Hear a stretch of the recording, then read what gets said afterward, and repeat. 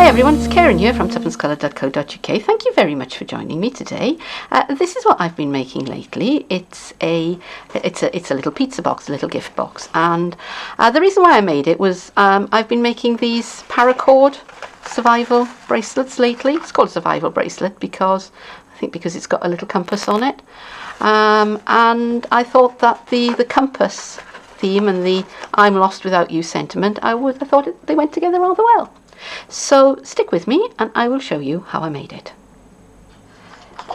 This is Lost Lagoon. It's one of the retiring in colours, and I've cut it to 10¼ inches by 5¾ inches, and I've got my hardwood stamp on my table, and I am going to ink it up with this is Tip Top Taupe, so giving that a good coating of the Tip Top Taupe, and I want to make sure that that is reasonably flat to the table, and I'm just going to lay my cardstock on top of it, and I'm just going to press it down. I've got a bit of paper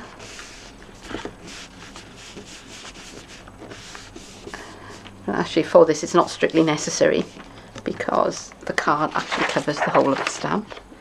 So that is the effect that I get. So I'm going to do that again.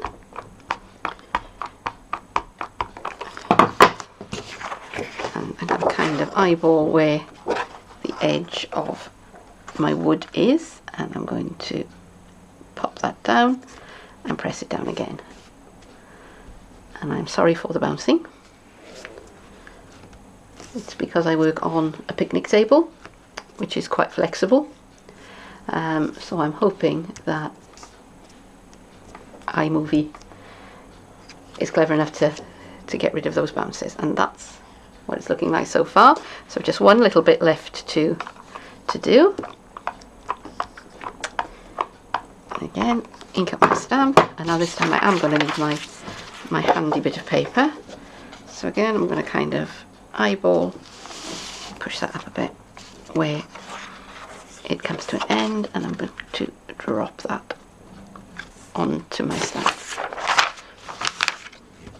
And if you can see on the back of this, I don't know how well you can see it, but that's me doing my calculations for how big I wanted to cut my paper, because sometimes you have to remember the things they taught you in maths. And yeah, I'm not too pleased about that, but I'm just going to make that the bottom of the box, so it's not going to be really obvious. Right, so based on the calculations that I've made, I'm going to score at 1¼ inch, and I'll turn it around, and I'm going to score at 1¼ inch. I'm turning it around, and I'm scoring at 1¼ inch, and at 4½, and at 5¾ and then at 9 inches, and that is the shape of the basic shape of my box. I'll bring in my bone folder, and I'm going to sharpen up those creases.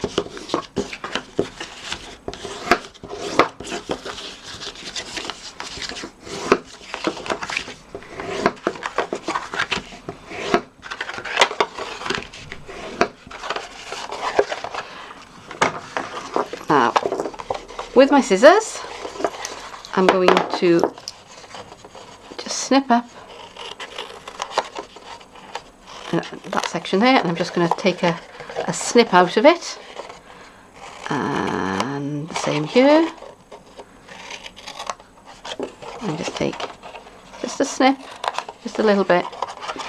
And what you're doing there is you're trying to make sure that you haven't got two pieces of card that are trying to occupy the same space, because that is physically impossible. So you want to make a little bit of wiggle space so that the flap can fit inside nicely.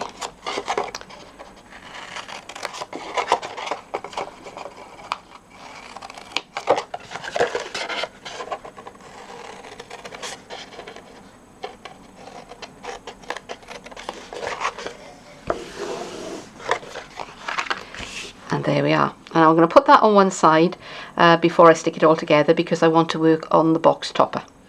I'm using this stamp set, another one of the retiring ones. It's called Going Global, and I thought that since the bracelet has a compass attached to it, I thought this would be a very good image to use. So I've mounted up, I've mounted that one up, and I've also mounted up this one which says "I'm lost without you."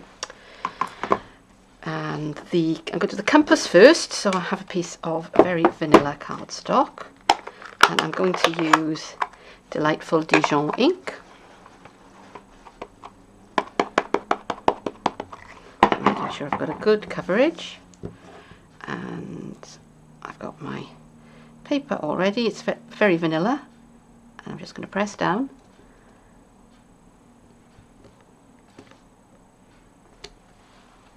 And there is my image.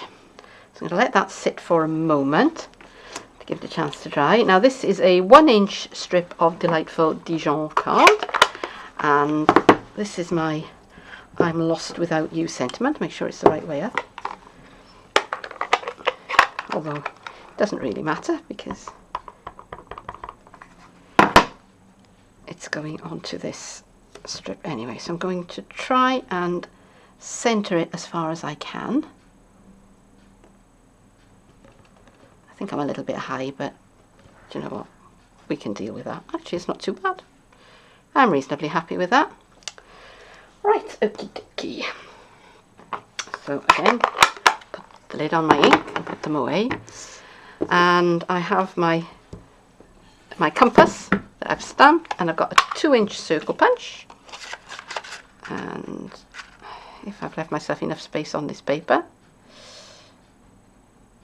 because I always go to my, I don't know about you, I always go to my scraps first, and I like to use up my scraps before I use up my bigger pieces of paper, because you know, this stuff is so gorgeous. We want to get every last inch out of it, don't we? There you are. Okay, right, now for this one I'm going to trim it, and I'm just eyeballing this. I'm just kind of guessing where it is, and just put a little snip. I'm just going to cut up to that snip to sort of make a little banner on the ends, and the same thing on this end. So just going in, it's about 1/4 of an inch, and I'm doing it by eye. And there is my little banner, which will go across the top of that. Alright. So now I'm going to start decorating and assembling the box. So the first thing is I have a 3-inch square of the, what's it called? The Going Places Designer Series paper, and some snail. Will do nicely for this. And this is going to be the bottom of my box because nobody is going to see that bit. This is going to be the top, although having said that, I'm going to be covering it all over anyway. So I know what I'm making a fuss about. Alright, so let's get that pretty much into place. And then one more thing before I start assembling the box and then finishing decorating it. Got a 1-inch circle punch, and I'm just going to center it up the base of the box here. And I just you know, kind of guessing, more or less trying to keep it even on both sides, that way slightly, and I think that's it. And there's my little thumb helper. Okay, now to make the box stick together, I am going to use Fast Fuse. So this is the base of the box, this is the top. So start with the base, and I'm going to put plenty of Fast Fuse. Now the trick with Fast Fuse is a light touch and a flick. A light touch and a flick. And the touches, it's almost so light that you think that hasn't worked, that there's nothing there, but it is a very, very light touch. But there is adhesive there, and it's that little flick, and it's that little check mark, that little flick. It breaks the tape.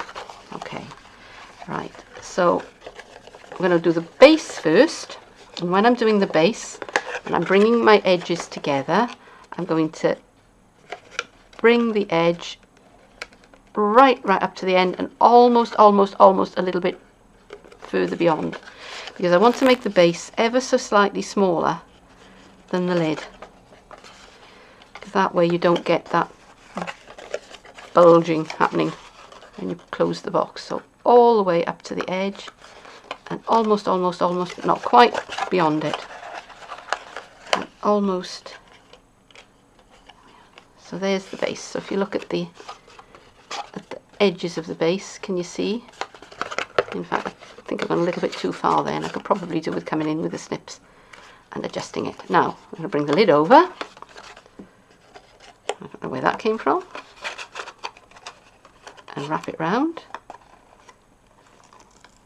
and fold in, and now I have a very snug fitting little box. So here are my stamped elements, and I'm going to put a little bit of snail on the back of this, not too much, just in the middle, and I'm going to angle it so that it's kind of centered over the top of that compass, but you can still see most of the points sticking out behind, and a bit of a couple of dimensionals.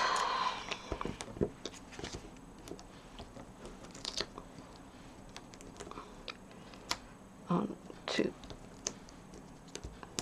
the back.